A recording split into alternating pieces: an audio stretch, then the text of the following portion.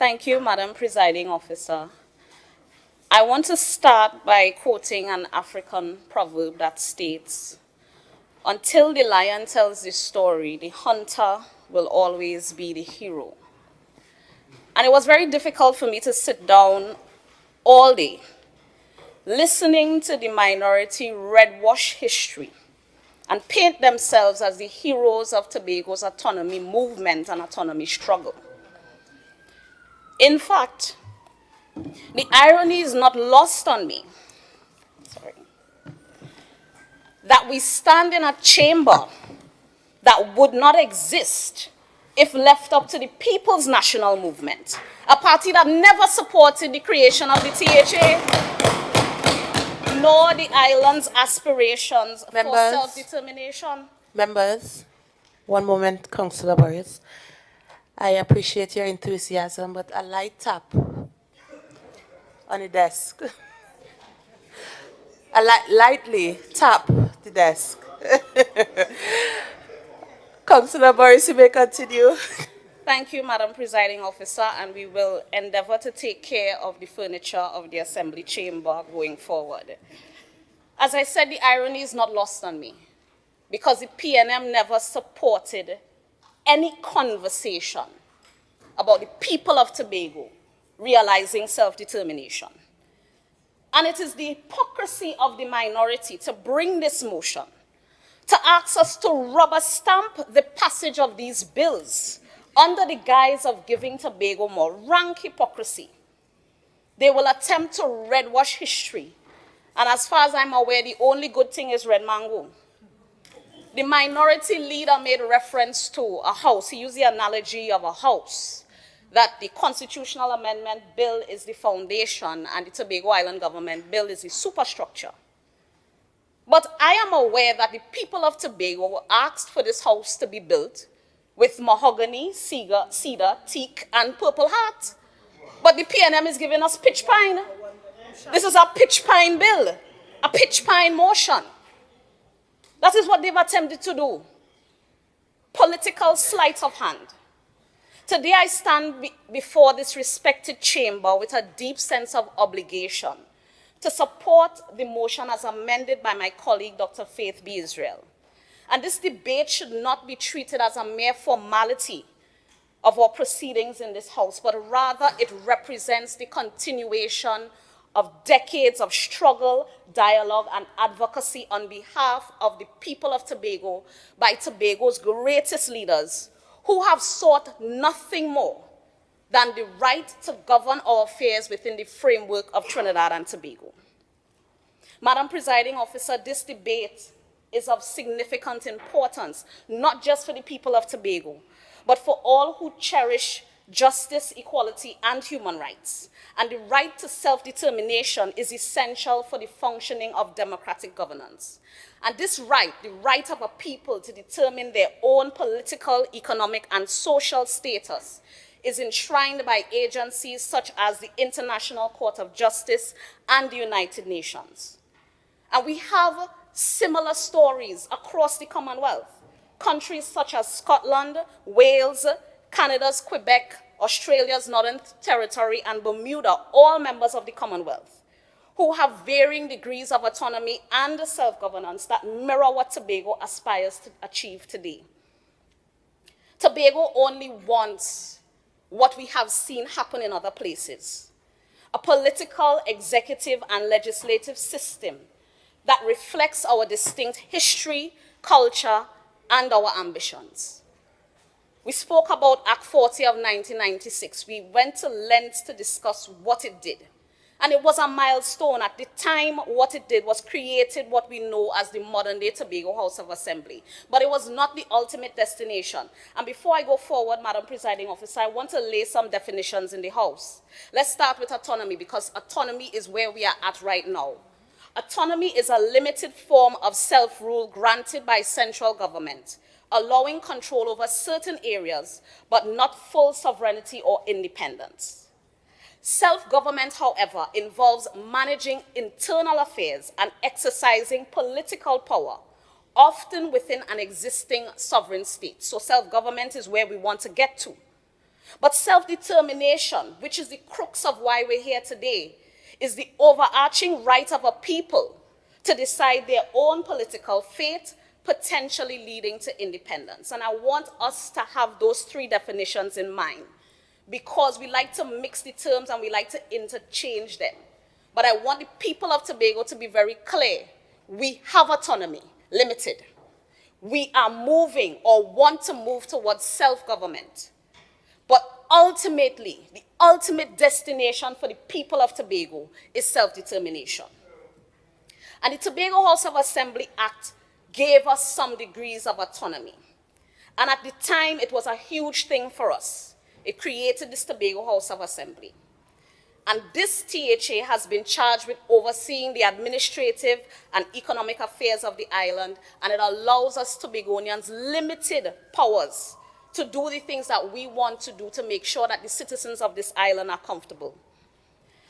And to be quite honest with you, when you look across the Commonwealth, there are different regions that have grappled with the challenge of balancing local self-governance with the oversight of a central authority.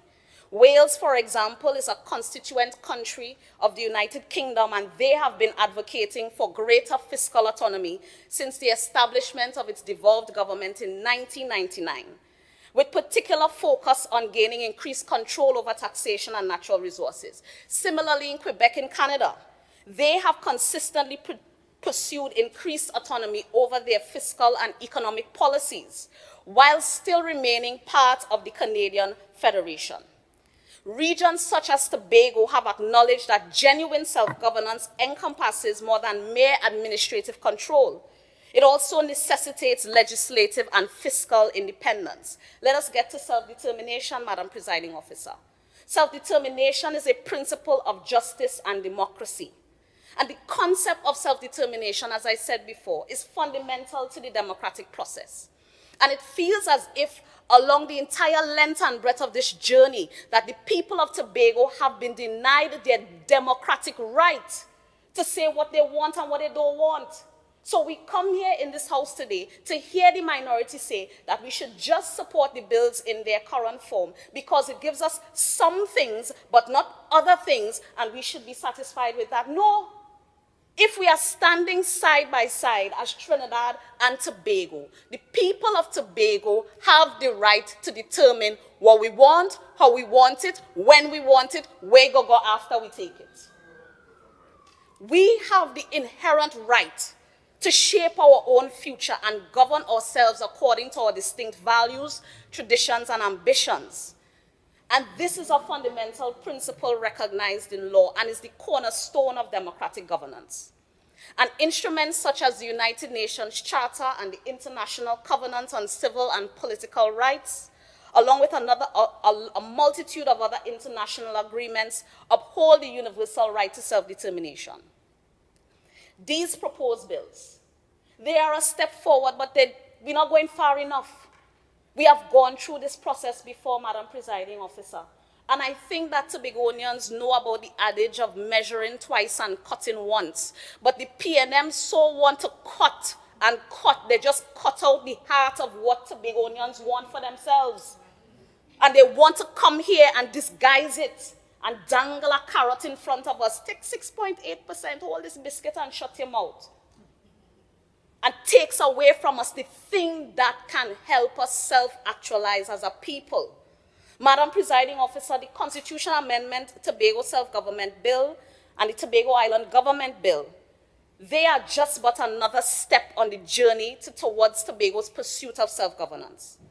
And although these legislative proposals aim to improve Tobago's standing, we have seen that it just simply does not do enough, and it does not reflect the will of the people. The people have been clear. And we stand here as vessels on behalf of the people to send the message to central government that we have said very clearly what we want. So don't come and try to pretend that you're giving us what we say we want and you're not doing it. That is negotiating in bad faith.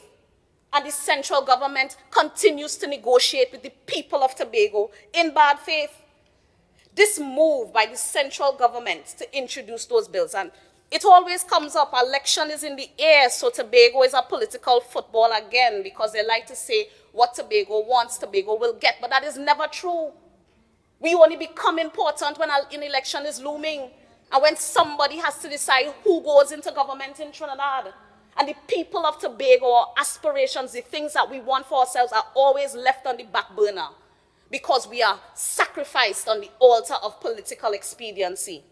These bills are not comprehensive enough, and they do not meet the minimum standards for the collective aspirations expressed by the Tobagonian people through numerous platforms, through numerous legal channels. The public of Tobago, via their representatives and civic organizations, have unequivocally stated that vital aspects of self-government are either absent or insufficiently covered in the current legislative proposals. And let us examine some of those shortcomings. We spoke about insufficient fiscal autonomy, and my colleague, Councillor Petalan Roberts, will expound on that. But the major shortcoming is that the bills fail to ensure adequate fiscal independence for the island and the people of Tobago. And although it offers Tobago an increased minimum budgetary allocation, what they keep leaving out of the discourse is that we can get that money right now. We don't need these bills to pass. Our current range allows us to get up to 6.9% of the budget. So don't tell me, oh, the minimum is going to go to 6.8. Why they don't give it to us now? Answer me that. It doesn't give us the sufficient fiscal autonomy. Inadequate control over our natural resources, and my colleague, Secretary Charles Panton, alluded to this. Our marine resources. I heard the minority councillor make reference to 11 nautical miles. So we have 6 now, we get 5. When we could get 200. If Tobago existed as a sovereign independent state in the morning, our exclusive economic zone will extend up to 200 miles in a particular direction. Why are we taking 5? Why are we taking 5? Why are we accepting bare minimum? It would be irresponsible of the members on this side to rubber stamp this, because what essentially we will be doing is giving away the patrimony of generations of Tobagonians who are not yet born. We cannot do that today. Limited legislative authority. A significant shortcoming of the proposed legislation is inadequate legislative empowerment for the THA. And although they confer expanded powers, they fall short of providing the autonomy necessary for the THA to legislate and govern effectively in domains that are crucial to its constituents. For genuine self-governance, a region requires uninterrupted, unencumbered authority to enact laws in pivotal sectors such as education, healthcare, environmental conservation, and resource administration, independent of central government approval. I want to go to the issue of safety and security, because under the current THA Act, national security falls under the 6th schedule. We know what we face in the Tobago space, the increase in incidents of violent crimes and murders. And we have been hamstrung as a THA because the current THA Act does not speak to us being able to control our own island safety and security. And these proposed bills do not change that reality for us. The THA, through its efforts, is doing more than the TTPS right now to try to combat crime on the island. The central government has left Tobago adrift where crime is concerned. They have under-resourced all of the national security apparatus in Tobago, every single one. Every Monday morning, the Chief Secretary is talking about, I have to find some vehicles for the police, I have to find some vehicles for the Coast Guard, I have to find a boat for the Coast Guard, I have to find mattresses for some soldiers to sleep on, I have to go and fix the prison, I have to go and fix the base. The THA is spending that money, not the minister. And these bills do not even give us the opportunity to take charge of our internal security on this island. And Madam Presiding Officer, if we go in to cut the cloth, let me cut the cloth the right way. Madam Presiding Officer, we have seen that the safety of the island of Tobago is not a priority of central government. And to be fair to them, they have their hands full with crime in Trinidad. They have a task down there. But when they are making decisions, critical decisions with respect to national security, Tobago is left behind. If a fisherman goes missing, we don't even have the latitude to tell the police, look, we know this man missing. He don't stay out in the sea so long. Go and search for him now. No. 24 hours had to pass. You call the Coast Guard, somebody missing. We don't have a vessel. They really care about Tobago, but I come in here to act like hero. We need to save ourselves. The main issues remain when it comes to safety and security. Resource allocation. They do not send the resources to Tobago, so as a responsible government, we find the resources. Delayed response time, I just talked about it. We are not in charge of the TTPS. We spoke about Tobago police bills, but that is not even put in these current bills that we're talking about to give us the opportunity to create a Tobago police service that answers to the Tobago House of Assembly, that answers to the people of Tobago, that respond immediately to the needs of the people of Tobago. We don't have that. Lack of localized control is always down the road. Central government, they could pick up in the morning and change the ACP, send somebody from up the road who have no clue what's going on in Tobago. He don't even know the name of the spranger on the corner. And expect that person to solve crime on the island. And these things underscore the need for increased local governance and jurisdiction over these matters. Madam Presiding Officer, I go to the tourism sector, which is the lifeblood of Tobago's economy. And it is critical that we, the people of Tobago, are granted the authority to intentionally and responsibly manage our tourism resources, including our maritime jurisdiction, which is a huge part of our tourism assets. Tourism is made up of what God give we and who we are. That's what we sell. That's what we market. And in a political sleight of hand, as I said, we have 6 miles of administrative control. They give us 5 miles. And we should be celebrating that. When Tobago has almost 200 miles in certain directions of maritime jurisdiction that can be exploited through oil, gas, fisheries, other types of tourism activity. But we're confined, again, we're confined. They continue to confine us. And they want us to say yes to this. They keep talking about this 6.8%, but people of Tobago don't accept the stone from the man who offers it and says, that is all I have. But the quarry that you own, you don't have access to. Let us not be fooled. Remember, all mutual funds are not the same.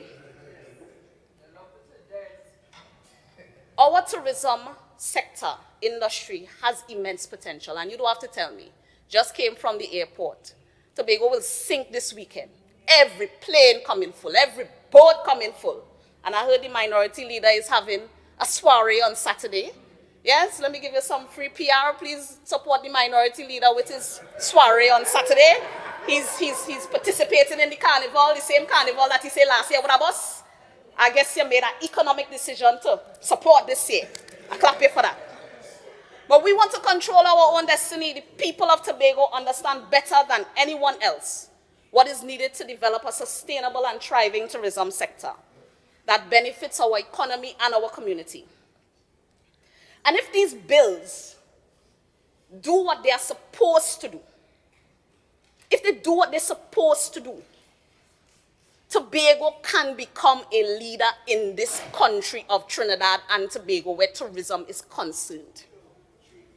We have been calling for more control. We have the knowledge, the passion, the vision to develop a tourism industry that preserves our natural beauty and our cultural heritage and generates significant foreign exchange. But the bills do not allow us to do that. And let me explain. 2 things, 2 critical things I want to point out.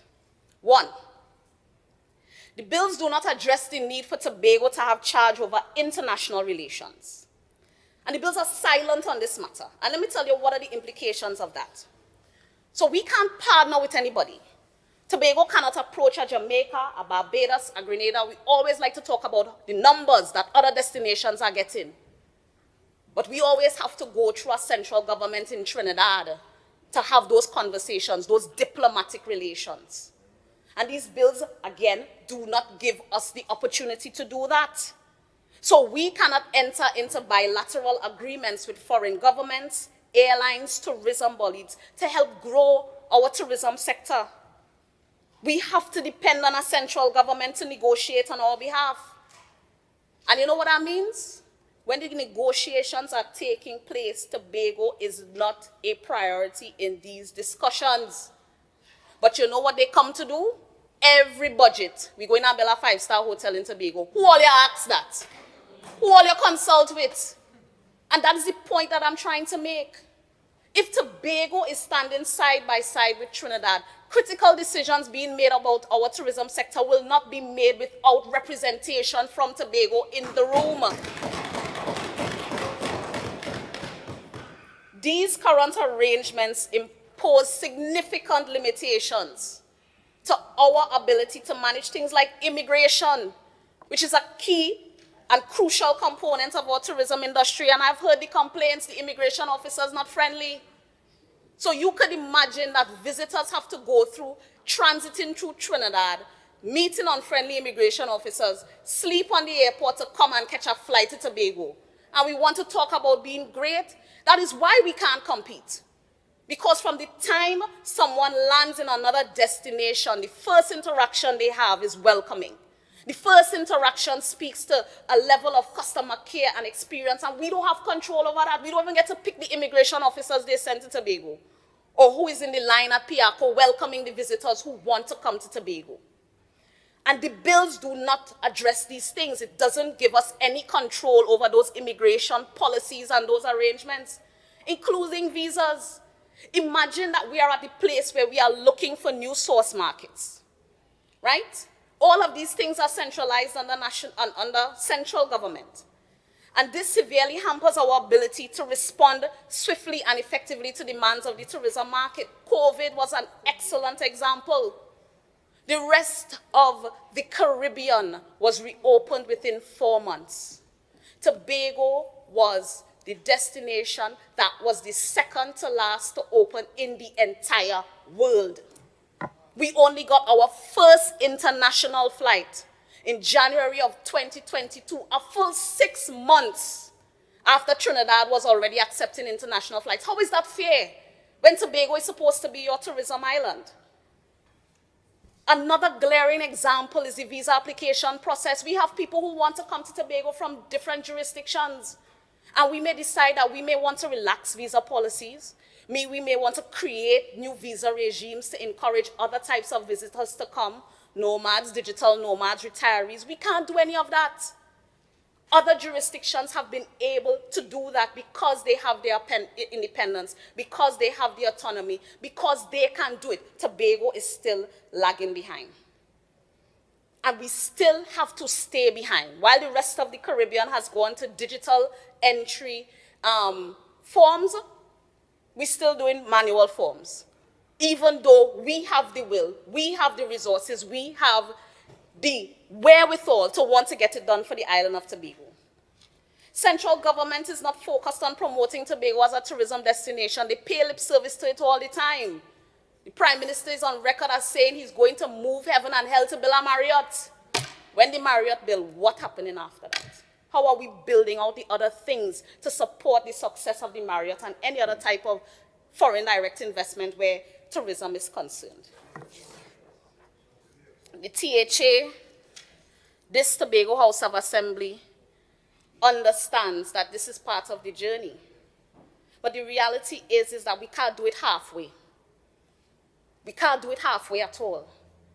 We have to ensure that if we are setting up ourselves for success, that we don't have to go down the road 5 years to get changes and beg for amendments. That we don't have to go 10 years down the road because there's some emergency that changed the way that we do business, that we have to ask our central government to go back again. Let me get it thing right, once and for all. So we speak about bipartisan support. And I have some hope that maybe the members on the other side will encourage their colleagues after the conversation we've had today to ensure that the Prime Minister, who is the head of government, approaches the THA, invites the THA to a very long overdue conversation about what is required for the people of Tobago to not just survive in this world, but to thrive. And there is precedent. There's precedent for fruitful self-governance accords. We've seen it in Scotland, between Scotland and the UK government. We've seen it in Quebec. We've seen it happen in other places in the world. Go to Baitwi in Tobago. We can definitely see it happen here. Member, you have 5 minutes. Thank you, Madam Presiding Officer. Madam Presiding Officer, the time for action is now. And we on this side have a lot of work to do to hit the ground running, to educate the people of Tobago as to what we are in and what we're getting into. So I call upon this esteemed House to endorse the motion as amended by my colleague, Dr. Faith B. Israel. The citizens of Tobago have been patient in their quest for self-determination, a right that is long overdue. And I will repeat, because the wisdom of the elders stands regardless. We need to measure twice, and we need to cut once. And because the PNM want to cut, they cut out the meat. And they're dangling empty promises in front of us. I can tell you that the PNM probably took us to independence, and they took us to republicanism. But the PNM will never take Tobago to where we need to go. Never. Because this House would not stand if left up to them. We have truly come too far to turn back now. The bills as worded are a political red herring. And I know plenty of people in here like smoke herring. But you have to be careful with smoke herring because it's a fish that have plenty bone. And the bones in these bills are designed to choke and choke the aspirations of the people of Tobago. And we appreciate that the general election has put some fire under the autonomy conversation. But I do not trust that 39 Trinidadian MPs and 28 senators should sit and arbitrate wholly and solely on the future of the people of Tobago. I do not trust, and we do not trust that they will get it right this time. And we also do not trust the 4.5 Tobagonians down the road that will put their island before party. 4.5 Tobagonians. They say great is the PNM. They never say great is Tobago. They keep saying great is their party. Watch that. They will continue to write with a PNM pen, drink from a PNM cup, and read from a PNM script. These bills expose the critical need for wider interrogation of the 135-year relationship between these two islands, where we are at now, where we want to go individually, and where we want to go together. And while the proposed bills are a step in the right direction, they fall critically short of what is truly needed. The people of Tobago have elected those on this side to not only seek their interests, but to ensure that we set our future generations on the path to sustainability by the decisions we make today. Let us ensure that in whatever we do, Tobagonians in the future can look back on us and say, well done, good and faithful servants. Well done. I thank you.